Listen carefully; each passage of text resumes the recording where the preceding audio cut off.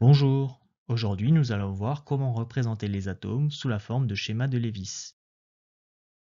Avant tout, petit rappel historique. C'est Gilbert Newton Lewis qui a travaillé sur la théorie de mise en commun d'électrons au début du XXe siècle.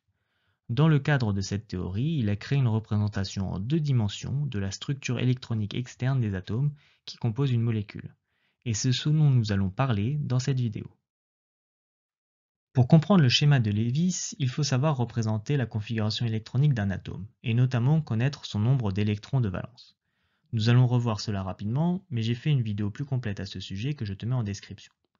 Autour du noyau atomique, les électrons viennent se répartir sur des sous-couches. Elles se répartissent de la façon suivante: 1s, 2s, 2p, 3s, 3p. Cette répartition d'électrons suit deux règles. La première règle, une sous-couche S peut contenir au maximum 2 électrons et une sous-couche P, quant à elle, peut contenir au maximum 6 électrons. Deuxième règle, les électrons remplissent les sous-couches les plus proches du noyau avant de remplir les sous-couches plus éloignées. Donc les électrons se répartissent d'abord dans la couche 1s jusqu'à la remplir, puis remplissent la 2s, puis la 2p, etc. Pour indiquer le nombre d'électrons dans une sous-couche, on indique le nombre d'électrons en exposant en haut à droite de la lettre de la sous-couche. Par exemple, en imaginant qu'il y ait 18 électrons à répartir autour de cet atome, il va d'abord y en avoir 2 dans la sous-couche 1s, ce qui donne 1s2, puis 2 dans la sous-couche 2s, ce qui donne 2s2, et ainsi de suite.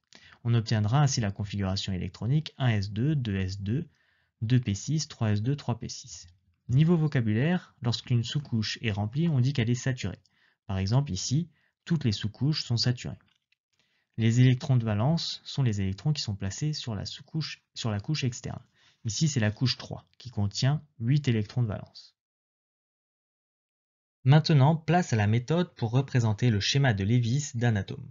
Nous allons le faire pour les trois atomes suivants: hydrogène, carbone et oxygène, de symboles atomiques respectifs H, C et O. Première étape, déterminer le nombre d'électrons de valence de l'atome. Pour ça, il faut connaître le numéro atomique de notre atome pour déterminer la configuration électronique et ainsi en déduire le nombre d'électrons de valence que l'on représentera en gras.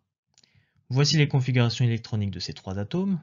On en déduit que l'hydrogène possède un électron de valence, le carbone possède 4 électrons de valence et l'oxygène possède 6 électrons de valence. Deuxième étape, on répartit les 4 premiers électrons de valence autour de l'atome. Ici, pour l'hydrogène et le carbone, on obtient le schéma de Lewis définitif de ces deux atomes. En effet, on a réparti tous les électrons de valence de l'hydrogène, car il n'y en avait qu'un, et tous les électrons de valence du carbone aussi ont été répartis, car il n'y en a que 4. Pour l'oxygène, on a réparti 4 électrons sur les 6, nous allons donc passer à la troisième étape de la méthode. Pour la troisième étape, on complète avec les électrons de valence restants en formant des doublés non liants. Pour notre exemple de l'oxygène, il nous reste 2 électrons à répartir. On vient donc les placer à côté d'autres électrons déjà répartis pour former des doublés non liants. On forme donc 2 doublés non liants. L'atome d'oxygène possède donc 2 électrons célibataires et 2 doublés non liants. On remarque que ces doublés non liants sont placés proches l'un de l'autre, ce qui donne la particularité à l'oxygène d'être à l'origine de molécules coudées, comme la molécule d'H2O. Si on reprend notre tableau périodique, et plus précisément ces trois premières périodes, on peut indiquer dans ce tableau les configurations électroniques des atomes, et on constate que les atomes d'une même colonne possèdent le même nombre d'électrons de valence. Ainsi, les éléments d'une même colonne auront la même représentation de Lewis. On constate donc que les atomes de la première colonne possèdent un électron célibataire, les atomes de la seconde colonne possèdent 2 électrons célibataires, il en va de même pour les atomes de la troisième colonne qui possèdent 3 électrons célibataires, tout comme la quatrième colonne qui possède 4 électrons célibataires. C'est à partir de la cinquième colonne que les choses changent. En effet, le cinquième électron forme un doublé non liant. Les atomes de la cinquième colonne possèdent donc 3 électrons célibataires et un doublé non liant. Pour la sixième colonne, les atomes possèdent 2 électrons célibataires et 2 doublés non liants. Pour la septième colonne, les atomes possèdent un électron célibataire et 3 doublés non liants.